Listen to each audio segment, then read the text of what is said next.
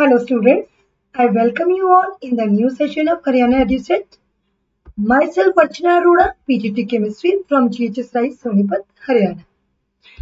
Dear students, हम कर रहे थे क्लास 11th का chapter number 3 classification of elements and periodicity in property. Part 1 हम कर चुके हैं। पार्ट 1 में हमने डिस्कस किया। उससे पहले मैं कुछ थोड़ी सी बात बताना चाहूंगी। 10th क्लास में बच्चों कुछ बच्चों के पास हिंदी मीडियम भी होता है और कुछ के पास इंग्लिश मीडियम भी होता है। तो क्योंकि हिंदी मीडियम से इंग्लिश मीडियम में आने के बाद कुछ टेक्निकल टर्म्स में थोड़ी सी प्रॉब्लम रहती है, इसीलिए पार्ट 1 में मैंने बहुत थोड़ा सा पोर्शन डिस्कस किया था। कुछ बच्चों ने वहां लॉ ऑफ ट्राइड को त्रिक का नियम पढ़ा होगा, लॉ ऑफ ऑक्टेव्स को अष्टक का नियम पढ़ा होगा, तो इसीलिए थोड़ा सा ध्यान से इन पॉइंट्स को लर्न करते जाइए और ध्यान से पढ़ते जाइए। डॉबर्नियर लॉ ऑफ ट्राइड हमने पढ़ा लास्ट वीडियो में, और उसके बाद हमने पढ़ा लॉ ऑफ ऑक्टेव्स। इसके बाद हमने पढ़ा था Mendeleev periodic table. Mendeleev periodic table ने एक मेंडलीव पीरियोडिक लॉ डिफाइन किया। वुड लॉ क्या कहता है? Physical and properties of chemical properties of the elements are a periodic function of their atomic masses. That means उसने जो properties थी elements को जो arrange किया था वो in the order of increasing atomic masses arrange किया था। उसके बाद हमने lastly पढ़ा modern periodic table, जो मैंने introduce किया आपको। उस modern periodic table ने एक law दिया, वो डिफाइन करता है कि physical and chemical properties of elements are a periodic function of their atomic number. It means Moseley ने जो पीरियोडिक लॉ बनाया था उसमें इंक्रीजिंग एटॉमिक नंबर के अकॉर्डिंगली एलिमेंट्स को अरेंज किया था। प्यारे बच्चों हमने long form of periodic table means periodic जो मॉडर्न पीरियोडिक लॉ है उसके अकॉर्डिंग जो पीरियोडिक टेबल डिफाइन हुआ वो हमने पढ़ा। और उसमें हमने पढ़ा कि जो 7 हॉरिजॉन्टल रोज होती हैं वो पीरियड्स कहलाते हैं, और जो 18 वर्टिकल कॉलम्स होते हैं वो ग्रुप्स कहलाते हैं। हम इनको डिस्कस करेंगे one by one in a proper manner. हम पीरियड्स के बारे में भी डिस्कस करेंगे, हम ग्रुप्स के बारे में भी डिस्कस करेंगे, हम ब्लॉक्स के बारे में भी डिस्कस करेंगे, परंतु उससे पहले हम डिस्कस करेंगे कुछ और इंपॉर्टेंट पॉइंट जिसके 1 मार्क क्वेश्चंस कई बार आ जाए। फर्स्ट ऑफ ऑल हम डिस्कस करेंगे इन सबसे पहले nomenclature of elements with atomic number greater than 100 means जहां एटॉमिक नंबर ज्यादा होता है, हाई एटॉमिक नंबर वाले एलिमेंट्स का नॉमेनक्लेचर को डिस्कस करेंगे। मैं आपको बताना चाहूंगी बच्चों कि हमारे जैसे मेंडलीव पीरियोडिक टेबल के दौरान सिर्फ 63 एलिमेंट्स जो है वो नोन थे, बट धीरे धीरे आज हम बात करें तो 118 एलिमेंट्स के लगभग डिस्कवर हो चुके हैं, और अभी भी कॉन्टिन्यूसली डिस्कवरी होती चली जा रही है। तो जो न्यू एलिमेंट्स जो डिस्कवर हो रहे हैं, जिनके अभी कुछ के नाम भी अभी प्रॉपरली मैनेज नहीं हो पाते हैं, वो जो एलिमेंट्स होते हैं वो काफी ज्यादा अनस्टेबल होते हैं। तो उन एलिमेंट्स को की जो सिंथेसिस में बहुत ज्यादा कॉस्टली इक्विपमेंट्स और लेबोरेटरी की नीड पड़ती रहती है। अब बात करूंगी मैं कि why do we need this nomenclature. मैं बात बताना चाहूंगी आपको कि पहले क्या था कि एलिमेंट्स जो है वो कॉन्टिन्यूसली डिस्कवर होते जा रहे थे, तो साइंटिस्ट ने मेंडलीव के टाइम पे जैसे 63 मैंने आपको बताया कि 63 एलिमेंट्स थे, और अब लगभग 118 एलिमेंट्स डिस्कवर हो चुके हैं। तो पुराने टाइम में क्या था कि जो डिस्कवर करता था ना न्यूली डिस्कवर्ड एलिमेंट्स को, वो अपने ही नाम पर उसको एक वो मिल गई थी कि वो अपने नाम पर उस एलिमेंट्स का नाम रख सकता था। तो इससे क्या हुआ, कुछ प्रॉब्लम्स आने लग गई। वो प्रॉब्लम्स क्या आने लग गई कि साइंटिस्ट जो है वो एक क्लेम करने लग गए कि ये डिस्कवरी मैंने की है। बेशक उनके पास कोई रिलायबल डाटा नहीं होता था, उससे पहले ही वो अपना नाम उसके साथ जोड़ देते। जैसे कि एग्जांपल के लिए बात करते हैं हम, एटॉमिक नंबर जो 104 होता है, जो एटॉमिक नंबर 104 वाला जो एलिमेंट है उसको अमेरिकन्स ने अपना एक नाम दिया रदरफोर्डियम, और सोवियत जो थे उन्होंने नाम दिया कर्चेटोवियम। मतलब जिसने उसको थोड़ा सा भी जाना उसने अपना नाम देना शुरू कर दिया। तो इस तरीके से प्रॉब्लम्स आनी शुरू हो गई, और एक प्रॉपर मैनर में एलिमेंट्स को हम रिकॉग्नाइज नहीं कर पा रहे। तो फिर लास्टली डिसाइड हुआ कि आईयूपैक जो है, जब तक ये टेम्परेली डिस्कवर्ड है, इनको प्रॉपरली नाम नहीं मिल पाता है, तो फिर आईयूपैक ने उनका एक सिस्टमैटिक नॉमेनक्लेचर बनाने की कोशिश की। बात आती है कि how to name newly discovered elements. एक बहुत क्वेश्चन अराइज हुआ कि न्यूली डिस्कवर्ड एलिमेंट्स का नाम किस तरीके से दिया। बच्चों, आपने 10th क्लास में ऑर्गेनिक केमिस्ट्री का जो चैप्टर है कार्बन एंड इट्स कंपाउंड्स में आईयूपैक नॉमेनक्लेचर पढ़ा है, और आपने जब वो पढ़ा तो आपने ये भी पढ़ा साथ में कि कार्बन का एक वर्ड रूट होता था। मतलब एक वाले के लिए हम मीथ यूज करते हैं, 2 वाले के लिए हम एथ यूज करते हैं, 3 कार्बन एटम्स के लिए हम प्रॉप यूज करते हैं, 4 के लिए ब्यूट यूज करते हैं। तो इस तरह से एक वर्ड रूट बन गया। और जब एल्केन फैमिली के साथ जब 4 कार्बन जुड़े होते थे तो हम उसको क्या बोलते थे, ब्यूट प्लस एन। इसी तरह से एल्कीन के साथ जुड़े होते थे तो ब्यूट प्लस ईन, और एल्काइन के साथ जुड़े होते थे तो ब्यूट प्लस आइन। तो इस तरह से एलिमेंट्स का जो कार्बन कंपाउंड्स था, सॉरी, उनका एक प्रॉपर नॉमेनक्लेचर बन गया। उसी तरह से साइंटिस्ट ने इन एलिमेंट्स का भी, जो हायर एटॉमिक नंबर वाले थे, उनका एक प्रॉपर तरीका बनाया आईयूपैक नेम देने का, जिसमें उन्होंने बोला कि एलिमेंट का जो नेम होगा उसका एक रूट वर्ड होगा for each digit in atomic number. हर एक डिजिट के लिए एक एटॉमिक नंबर होगा, और लास्ट में हम क्या लगा देंगे उसमें, IUM, मतलब एम।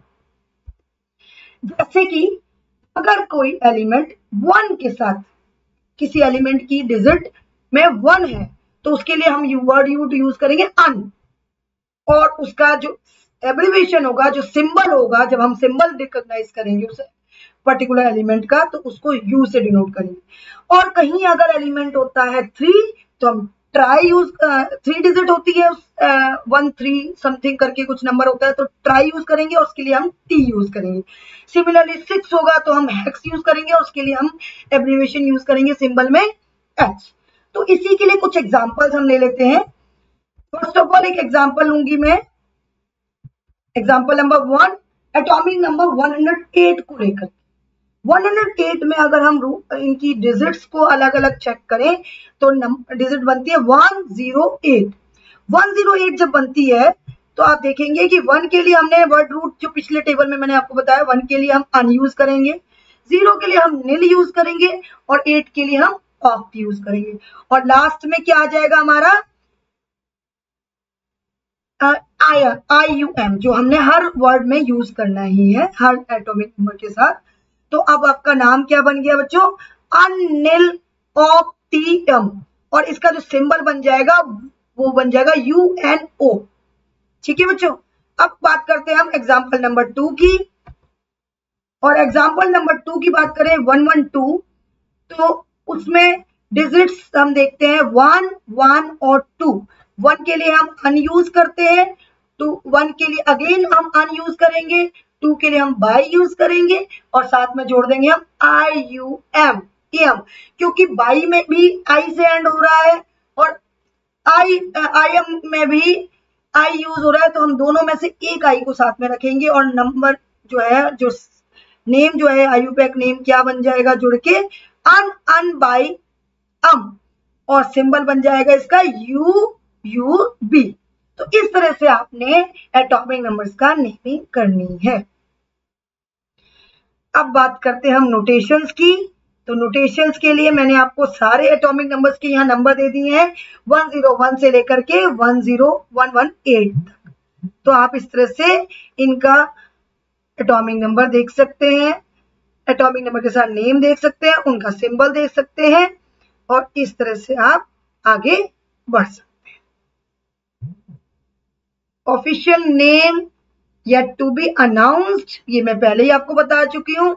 और कुछ एलिमेंट्स ऐसे भी हैं, कुछ जहां आपको डॉट नजर आ रहा है, उसका मतलब ये है कि ऑफिशियल आईयूपैक नेम उनके अभी तक अनाउंस नहीं हुए हैं, और जहां पर आपको प्लस यू जो दिखाई दे रहा है, इसका मतलब यह है कि कुछ एलिमेंट्स अभी भी डिस्कवर होने बाकी हैं। अब हम बात करेंगे प्यारे बच्चों periods and groups in periodic table की। वन बाय वन हम पीरियड्स को वन बाय वन हम डिस्कस करते जाएंगे। 7 पीरियड्स में कैसे कैसे एलिमेंट्स अरेंज होते हैं, कैसे कैसे उनका कॉन्फ़िगरेशन होता है, कितनी सब शेल्स होती है, कितनी सब शेल्स होती है, हम डिस्कस करेंगे। तो बात करते हैं पीरियड्स इन पीरियोडिक टेबल की। सबसे पहले तो filling of electrons into different orbitals, मतलब sp-df in a shell is electronic configuration.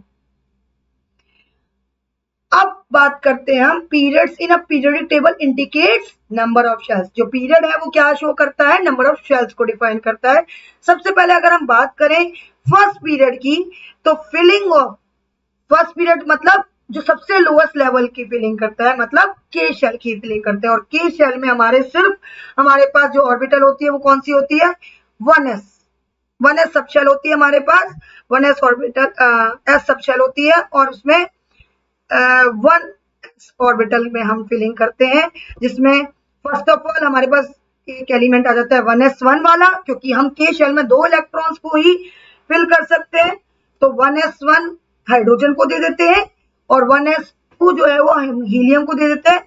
इस तरह से के शेल में हमारे पास 2 एलिमेंट्स आ जाते हैं, हाइड्रोजन और हीलियम, और टोटल नंबर ऑफ एलिमेंट्स कितने बन जाते हैं उसमें।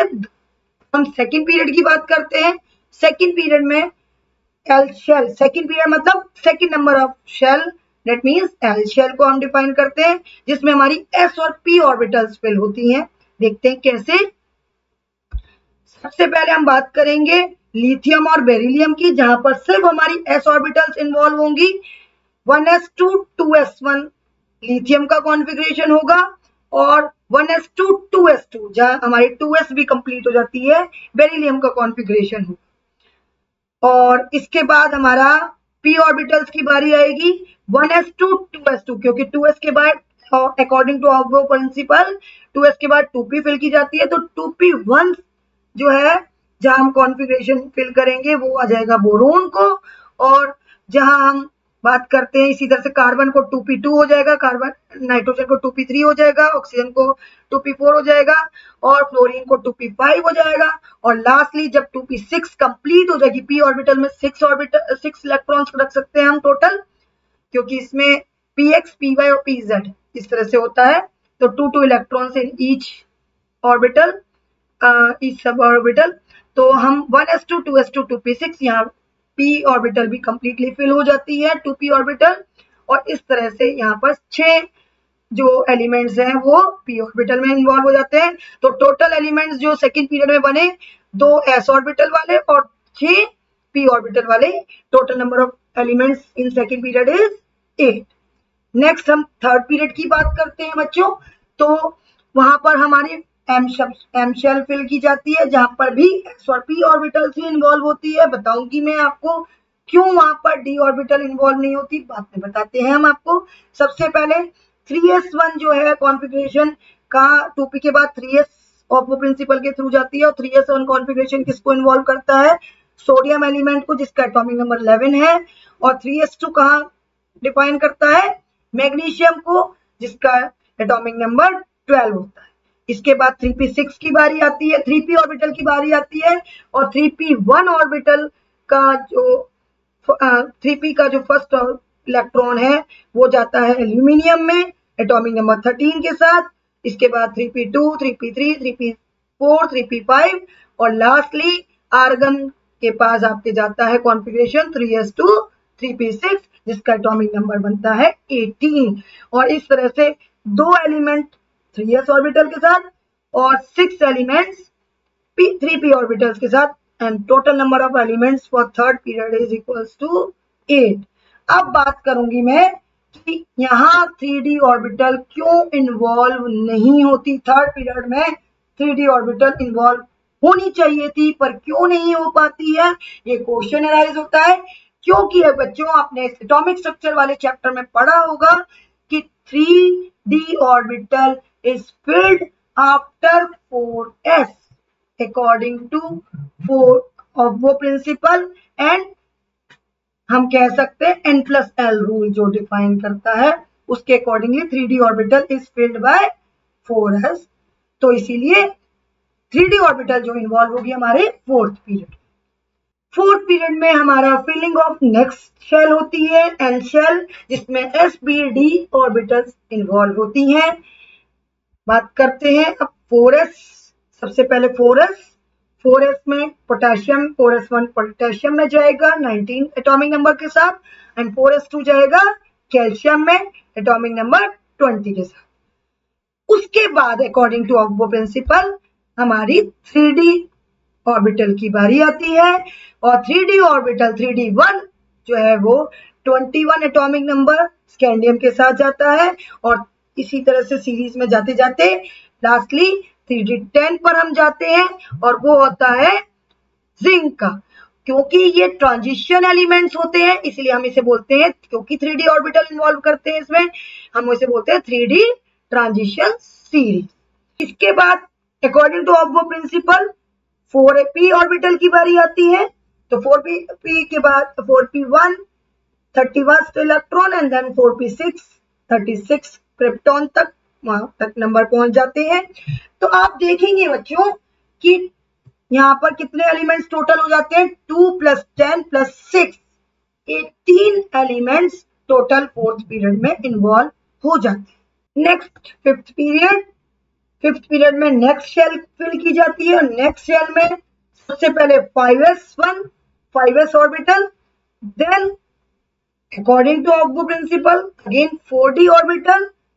4D ऑर्बिटल में क्योंकि वो ट्रांजिशन सीरीज होती है, ट्रांजिशन एलिमेंट्स होते हैं, इसीलिए 4D ऑर्बिटल जब हम फिल करते हैं तो उसे बोलते हैं हम 4D transition series.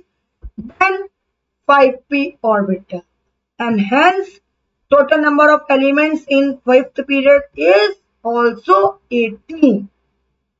Next sixth period की टर्न आती है, और सिक्स्थ पीरियड में सबसे पहले हमारा आता है 6s ऑर्बिटल। 6s ऑर्बिटल के बाद हमारे ये 4f ऑर्बिटल इन्वॉल्व की जाती है according to aufbau principle, then 5d orbital, then 6p orbital involve की जाती है। आप देखेंगे बच्चों कि आपको सिर्फ 18 एलिमेंट्स यहाँ पर दिखाई दे रहे हैं, क्योंकि जो 4f ऑर्बिटल के 57 to 71 ऑर्बिटल्स हैं वो नीचे अलग से रिप्रेजेंट किए जाते हैं पीरियोडिक टेबल में, जैसे कि मैंने आपको पीरियोडिक टेबल में भी शो किया था। वो 14 एलिमेंट्स अलग नीचे पहुंच जाते हैं, जिसको हम लेंथेनाइड सीरीज के नाम से जानते हैं। तो 18 + 14 टोटल हो गए आपके 32 elements. Next similarly seventh period में भी अगेन 7s ऑर्बिटल इन्वॉल्व की जाती है, then 5f orbital according to aufbau principle, then 6d and then 7p, and again 5f orbital के कुछ एलिमेंट्स 14 एलिमेंट्स नीचे अलग से एक सीरीज बना के रखे गए हैं सिस्टमेटिक पैटर्न देने के लिए पीरियोडिक टेबल को, जिसको हम एक्टिनॉइड सीरीज के नाम से जानते हैं। और इस तरह से ये जो एलिमेंट्स हैं ये ज्यादातर man made radio active elements होते हैं सेवंथ पीरियड में। अब बात करेंगे बच्चों हम ग्रुप्स की।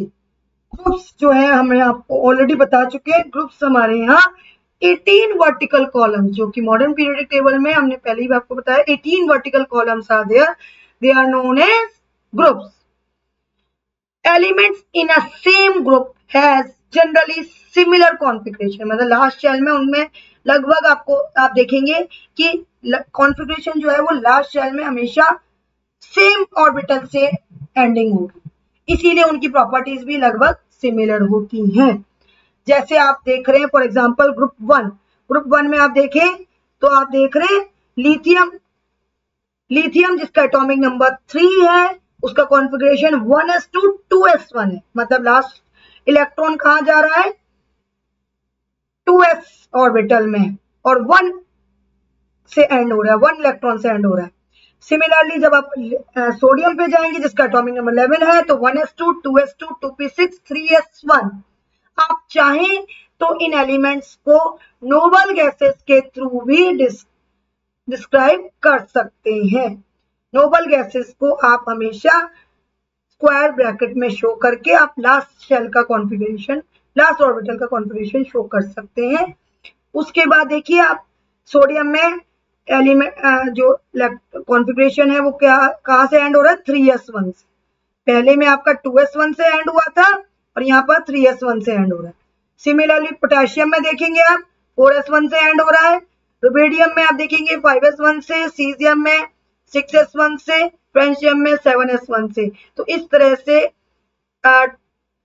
जैसे जैसे पीरियड बढ़ रहे हैं हर एक ग्रुप के साथ आपका की जो ऑर्बिटल है वो लास्ट में 1s1 ऑर्बिटल से जो है वो एंडिंग हो रही है। That means they show similar electronic configuration, दस है they have similar properties. Next हम बात करते हैं blocks in periodic tables. Next हम बात करते हैं ब्लॉक्स इन पीरियोडिक टेबल की। ग्रुप्स हम पढ़ चुके हैं, पीरियड्स हम डिस्कस कर चुके हैं। Now blocks, S, P, D और एफ ब्लॉक एलिमेंट्स। कैसे कैसे हमने पीरियडिक टेबल को 4 पार्ट्स में डिवाइड किया है, S, P, D, F block elements. सबसे पहले हम बात करेंगे ग्रुप 1 और ग्रुप 2 जो है वो एस ब्लॉक एलिमेंट्स में आते हैं। उसके बाद पी ब्लॉक एलिमेंट्स जो कि ग्रुप 13 से ग्रुप 18 में होते हैं। इन दोनों को मिलाकर के हम रिप्रेजेंटेटिव एलिमेंट्स भी बोलते हैं। देन डी ब्लॉक एलिमेंट्स जिनको हम ट्रांजिशन एलिमेंट्स बोलते हैं, जो कि ग्रुप 3 से ग्रुप 12 तक होते हैं, जिसमें हमारी 3D 4D 5D सीरीज आ रही है। इसके बाद एफ ब्लॉक एलिमेंट्स जो होते हैं वो लेंथेनॉइड्स और एक्टिनॉइड्स 4F और 5F सीरीज के साथ हमारे होते हैं। वो हमारे नीचे हमने पीरियोडिक टेबल के नीचे अलग से सिस्टमैटिक करने के लिए उनको प्लेस किया। तो इस तरह से हमारे 4 ब्लॉक्स पीरियोडिक टेबल में होते हैं बच्चों। डिस्कस करते हैं S block elements. There are 2 groups in S block elements, group 1 and group 2। Group 1 में हमारे आ जाते हैं lithium, sodium, potassium, rubidium, calcium और फ्रेंशियम। इनको हम एल्कली मेटल्स भी बोलते हैं। इनका जो जनरल कॉन्फ़िगरेशन होता है, इलेक्ट्रॉनिक कॉन्फ़िगरेशन NS1 होता है। मींस लास्ट शेल में इनका जैसे 2s1, 3s1, 4s1 इस तरह से इनकी एंडिंग। क्योंकि लास्ट जो है कॉन्फ़िगरेशन NS1 से होता है, इसीलिए they can lose 1 electron to form +1 ion, या हम कह सकते हैं केटायन, मोनो पॉजिटिव केटायन वो बना सकते हैं। अब बात करें हम ग्रुप 2 एलिमेंट्स की, तो इनको हम कहते हैं अल्कलाइन अर्थ मेटल्स, जिसमें beryllium, magnesium, calcium, strontium, barium, radium से एलिमेंट्स आ जाते हैं। इनका जनरल कॉन्फ़िगरेशन आप देख सकते हैं, NS2 से 2s2, 3s2, 4s2, 5s2 से एंड हो रहा है, इसीलिए इनका जनरल कॉन्फ़िगरेशन NS2 होता है। They can lose 2 electrons to form bipositive ion, means +2 ion.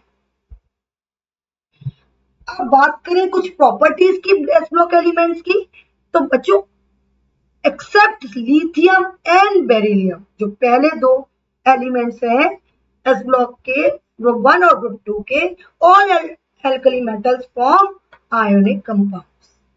इसके अलावा all elements are metals and metallic character जो है वो डाउन द ग्रुप इंक्रीज होता है। जैसे जैसे हम नीचे जाते हैं मेटेलिक कैरेक्टर इंक्रीज होता चला जाता है। इसको अगर हम बात करें तो हम ये भी कह सकते हैं, जैसे जैसे हम नीचे जाते हैं जो लास्ट शेल जो शेल बढ़ती जाती है, जिसकी वजह से जो लास्ट जो इलेक्ट्रॉन है उसका न्यूक्लियस से अट्रैक्शन कम होता जाता है। ये सब हम बातें हम नेक्स्ट वीडियो में, नेक्स्ट पार्ट में हम पढ़ने वाले हैं, बट थोड़ा सा मैं इसलिए बताना चाह रही हूँ कि जो अट्रैक्शन है वो न्यूक्लियस से कम होता जाता है, जिसकी वजह से इलेक्ट्रॉन लूज कर पाना इजी हो जाता है, इसलिए उसका इलेक्ट्रोपॉजिटिव कैरेक्टर बढ़ता जाता है और मेटेलिक कैरेक्टर भी बढ़ता है।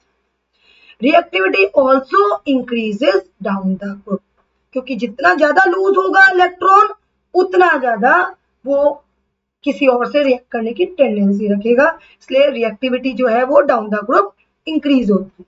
Since these elements are very reactive, they are not found in pure state in nature.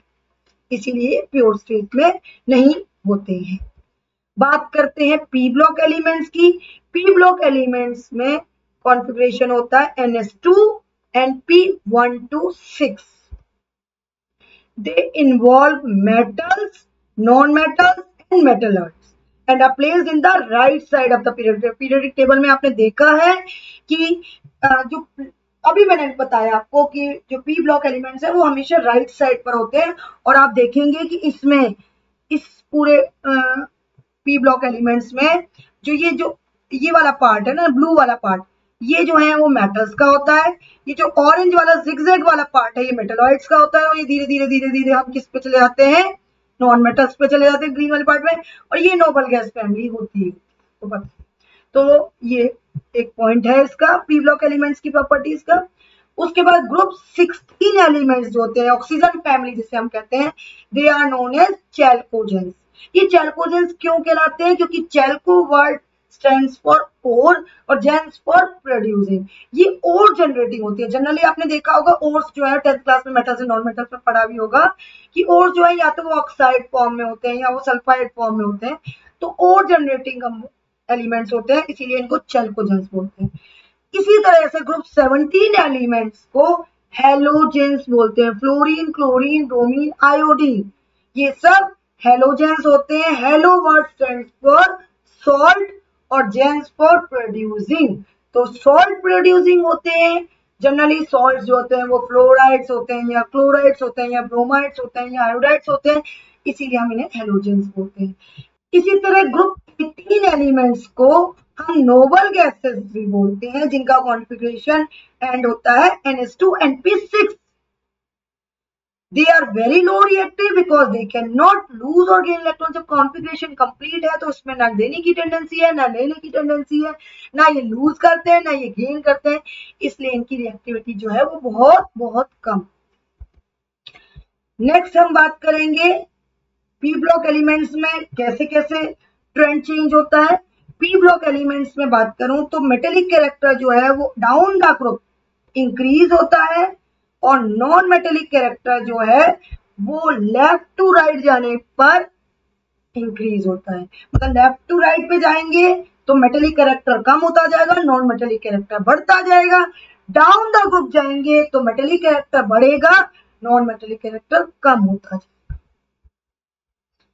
Next हम बात करते हैं डी ब्लॉक एलिमेंट्स की, जिनका कॉन्फ़िगरेशन होता है, general configuration is n-1 d 1 to 10, क्योंकि 3d क्योंकि 4s के बाद फिल की जाती है, इसीलिए ns 0 to 2।